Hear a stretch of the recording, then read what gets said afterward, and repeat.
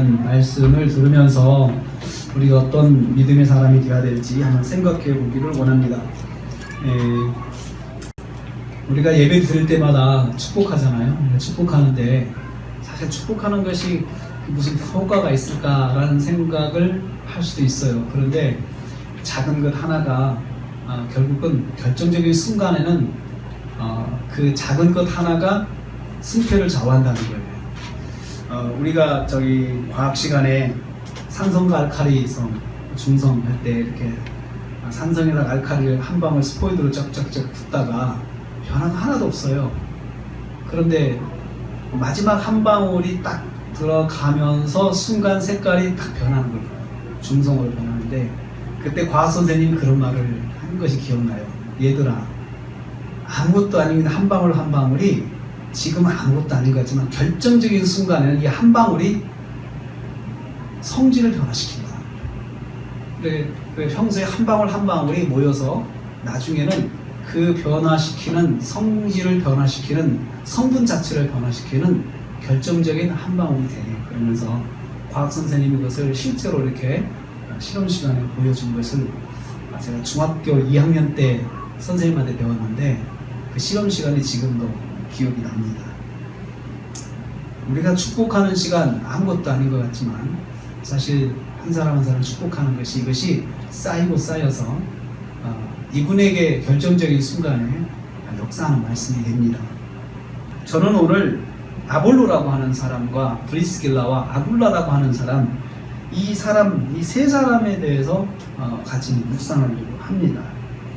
이 아볼로라고 하는 사람은 24절에 나오는데요. 이 사람은 알렉산드리아 출신이라고 했어요. 알렉산드리아. 그러니까 알렉산드리아는 지금의 이집트예요. 이집트. 그래서 이집트의 알렉산드리아는 고대에 아주 번성했던 도시였어요. 지중해에서 아주 번성한 도시였는데 이 알렉산드리아에는요 기원전 220년 전에도 220년에 놀라운 건축물이 하나 세워졌는데 도서관이 세워졌어요. 이집트 알렉산드리아 세계 최고의 도서관. 여러분 기원전 220년경에 도서관이 세워져 가지고 그 도서관이 그 이후로 쭉 로마 시대 또 이런 그 현대까지, 현대에는 이제 도서관이 죽었지만 그 고대 시대에 그 시대에 AD 100년, 1000년 그때까지만 해도 알렉산드리아의 도서관은 너무나도 유명했어요. 최고의 도서관이고 최고의 자료들이 모여있는 곳이었어요. 도서관이 있으니까 자연히 거기에는 누가 모이겠습니까? 학자들이 모이는 거죠. 세계적인 학자들이 알렉산드리아에 가서 공부를 하려고 거기에 모였습니다. 그리고 거기 모여가지고 각종 자료들, 그 다음에 각종의 어떤 여러 가지 어떤 것들이 거기에 다 있었어요. 그만큼 이집트가 그 당시에는 고대에는 그만큼 앞서 어떤 나라였어요. 그래서 그렇게 있는데 그 알렉산드리아에서 태어나서 알렉산드리아에서 자랐어요. 이 사람이. 그래서 아볼로라고 하는 사람이 그런 사람인데, 그런데 이 사람은 유대인이었어요. 유대인이 왜 알렉산드리아, 이집트의 알렉산드리아까지 갔느냐? 이스라엘이 망하면서, 유다가 망하면서 이스라엘이 디아스포라가 돼서 바벨론과 또 페르시아의 포로가 이어서 됐죠. 그리고 일부가 돌아가고 일부는 계속 흩어져 살았어요. 그리고 또 그러다가 다시 회복이 되어 살다가 이스라엘이 또 망하게 되죠. 무정부 상태가 돼가지고. 그래서 이 이스라엘 백성들, 유대인들이 흩어져 사는데 유대인들의 특징이 상업에 아주 능해요. 상업에 능해요. 그러다 보니까 유대인들이 세계 어디를 가든지 상권을 장악하는 것이에요. 그 당시에도 그랬습니다. 그래서 장사가 잘 되는 곳에 꼭 유대인이 있는 거예요. 무역이 잘 되는 도시, 무역의 통로가 되는 유대인이 있어요. 그러니까 아볼로의 가문도, 아볼로의 집안도 알렉산드리아에 이주를 해가지고 거기에서 장사를 하면서 또 거기에서 또 이렇게 지냈겠죠. 돈을 잘 버는 유대인들의 특징 중에 하나, 교육을 또 잘 시켜요. 그러니까 돈을 벌어서 부자죠. 그리고 그곳으로 교육을 시켰죠. 그리고 알렉산드리아는 최고의 교육의 도시죠. 최고의 문화의 도시죠. 최고의 상업의 도시죠. 그런 요즘으로 말하면 진짜 뉴욕이나 그런 동네, 뉴욕이나 런던 같은 동네입니다. 그러니까 그런 데서 이 사람이 이 교육을 받고 자랐는데 거기 말씀 보면 이렇게 돼 있어요. 이 사람은 이 사람은 언변이 좋고 성경에 능통했다라고 이야기했어요. 이 사람 언변이 좋고 성경에 능통했다. 그리고 이 사람은 또 24절 말씀은 학문이 많았다. 그러니까 많이 배운 사람이라는 거죠. 그러니까 알렉산드에서 최고의 교육을 받은 사람이에요. 근데 그런 사람이 성경을 알게 됐어요. 성경을 배웠고, 그리고 성경도 그냥 유대인의 그런 율법 교육만 받은 것이 아니고, 이 사람이 성경에 능했는데 일찍이 주의 도를 배웠다. 25절 말씀이에요. 일찍이 예수님의 말씀을 이 사람이 배웠어요. 예수님이 하신 말씀에 대해서 배웠어요. 그리고 또 예수에 관한 것을 그는 말하고 다녔고 열심히 말하고 다녔어요. 예수님을 전하고 다녔어요. 그런데 그리고 이 사람이 가르치는 은사도 있었어요. 그래, 정말 잘 배운 사람이죠. 정말 이런 사람은 바울 같은 전도자는 아니에요. 그런데 이 사람은 어떻게 보면은 영적인 지도자 중에 한 사람이에요. 그런데 이 사람에게 있어서 지식의 한계가 있어요. 예수님에 대한 지식의 한계가 요한의 세례만 알더라. 요한의 세례만. 그러니까 요한이 예수님께 세례를 베풀면서 그 경험했던 예수님에 관한 거예요. 요한에게 배운 거죠. 그러니까 요한의 세례만 알았다고 하는 것은 요한에게 배웠다는 건데, 세례 요한은 죽었잖아요.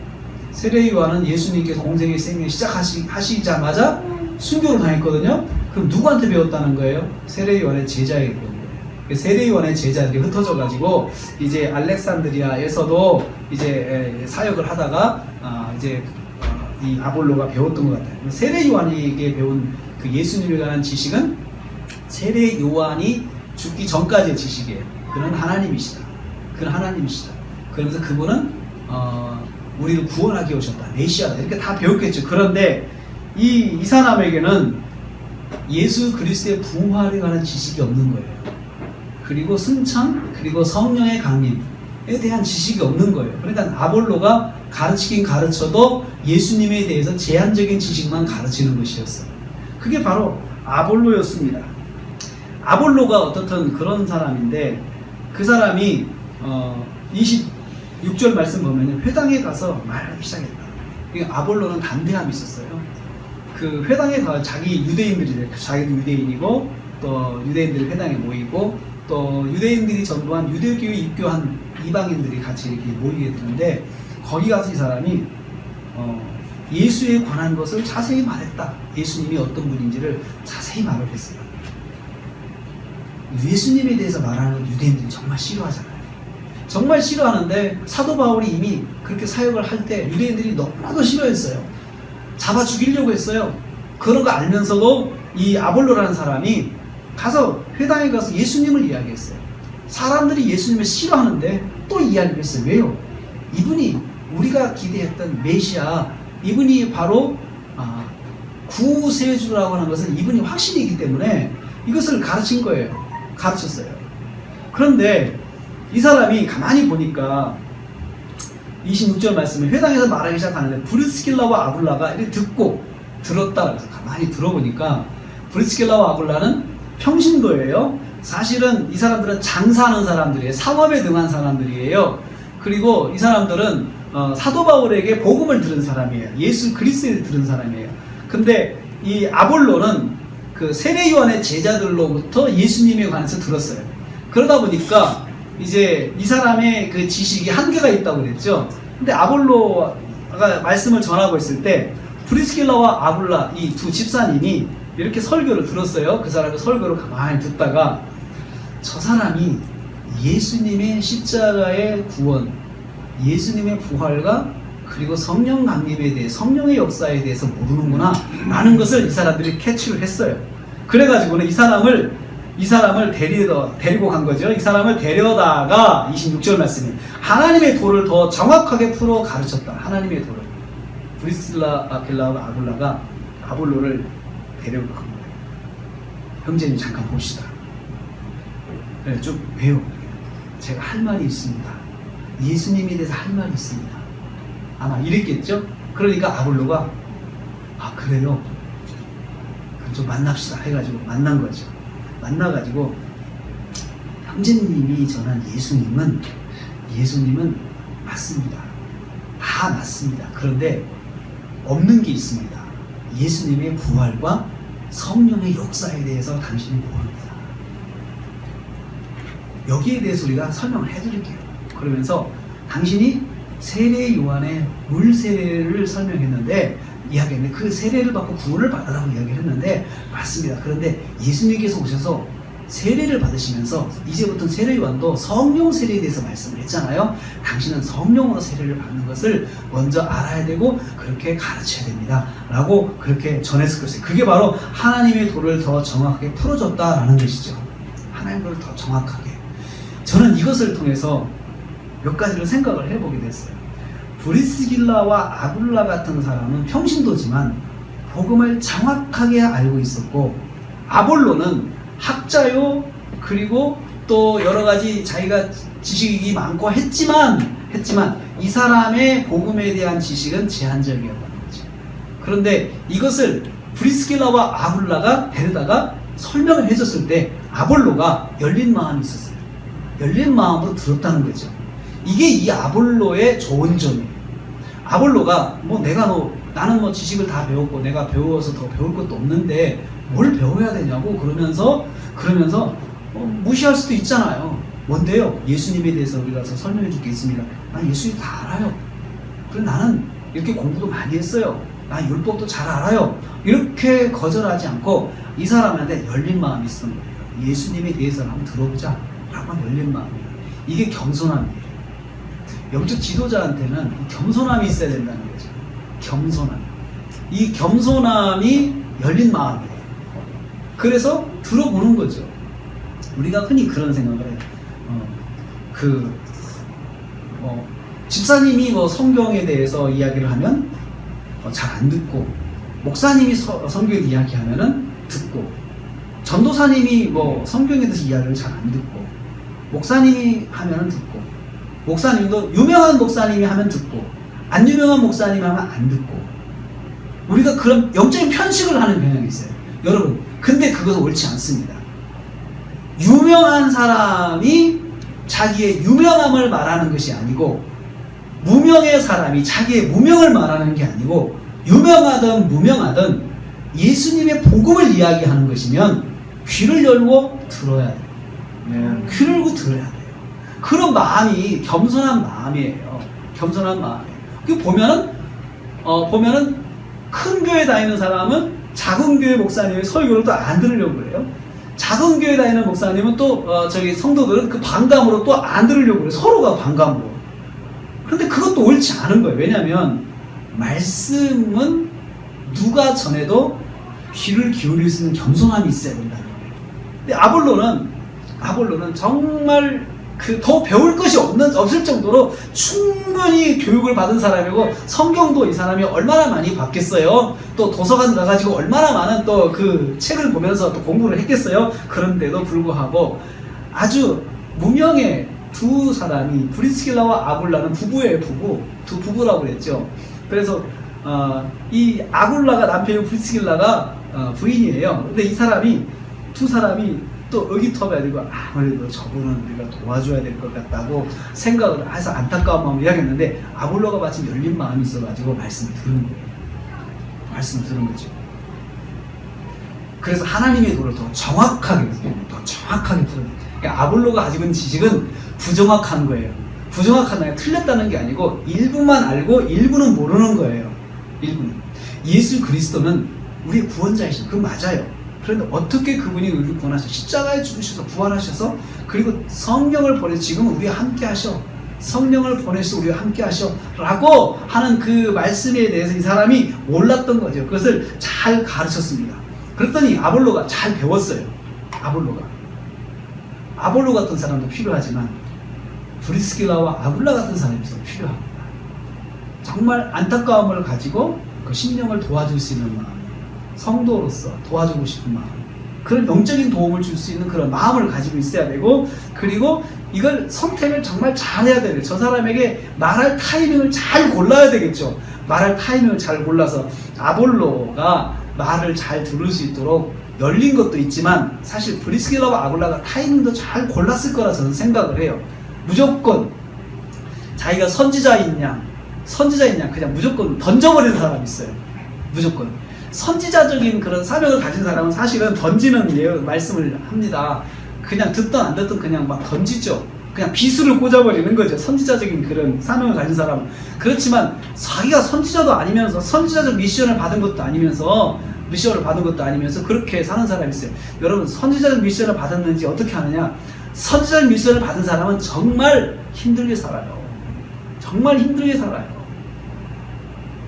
자기가 하나님의 말씀대로 더 헌신하고 살기 때문에 정말 어렵게 삽니다. 선지자적 미션을 가진 사람은.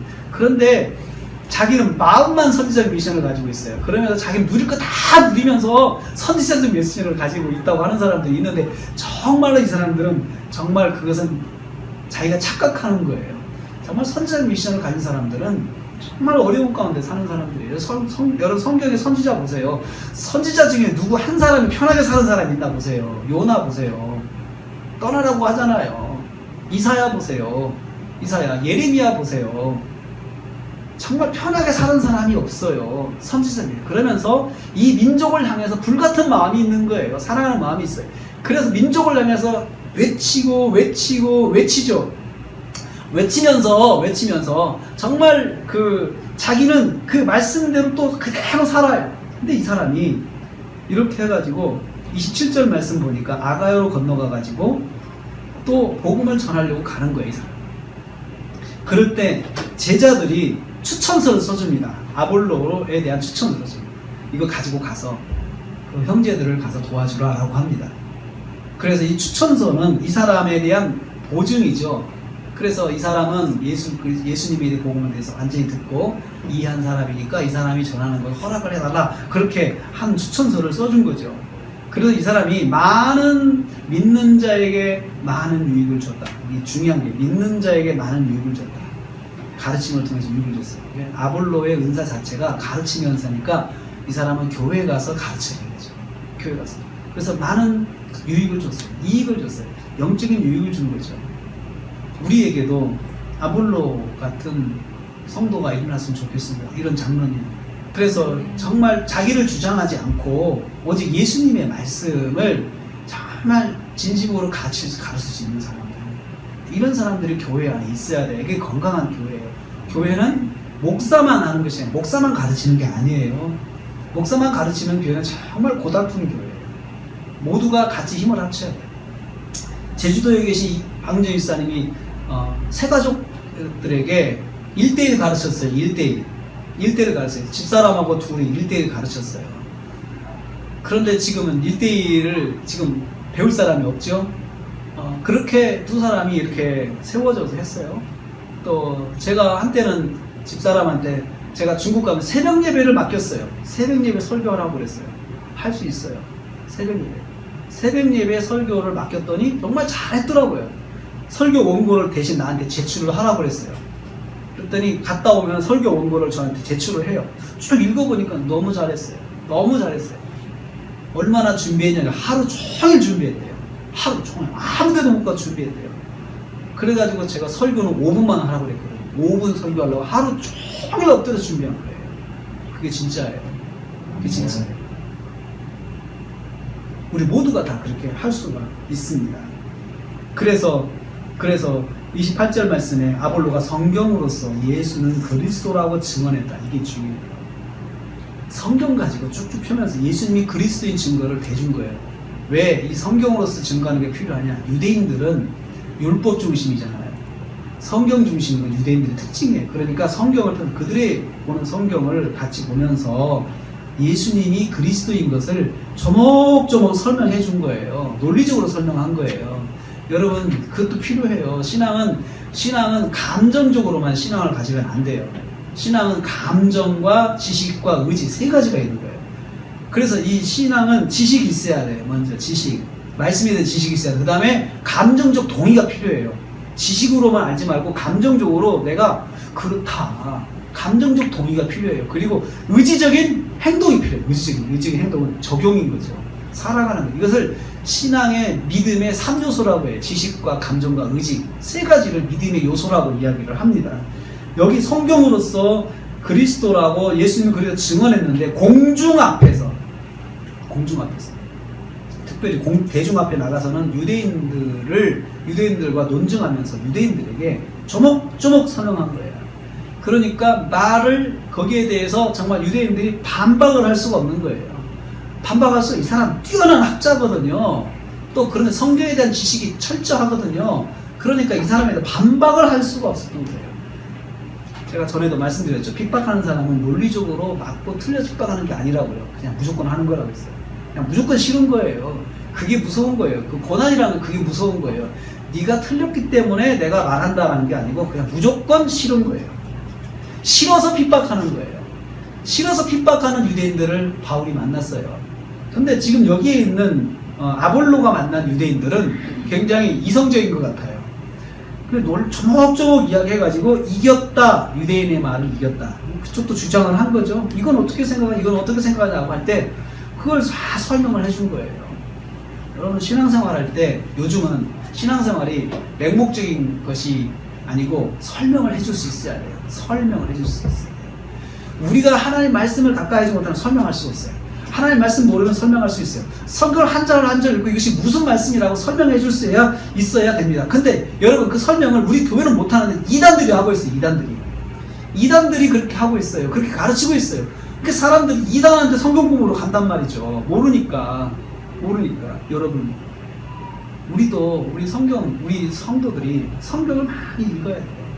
많이 읽고 성경을 통해서 예수 그리스도를 알아야 돼요. 성경이 말한 예수 그리스도를 설명할 수 있어야 돼요. 그래야 우리의 믿음이 흔들리지 않아요. 이 말세 가운데 우리가 성경이 없는 크리스찬들 너무 많이 만들어 놓은 거예요. 성경이 없는 크리스찬들. 그래서 여러분 성경 없는 크리스찬들이 별 넌센스를 다 행하는 거예요. 넌센스를.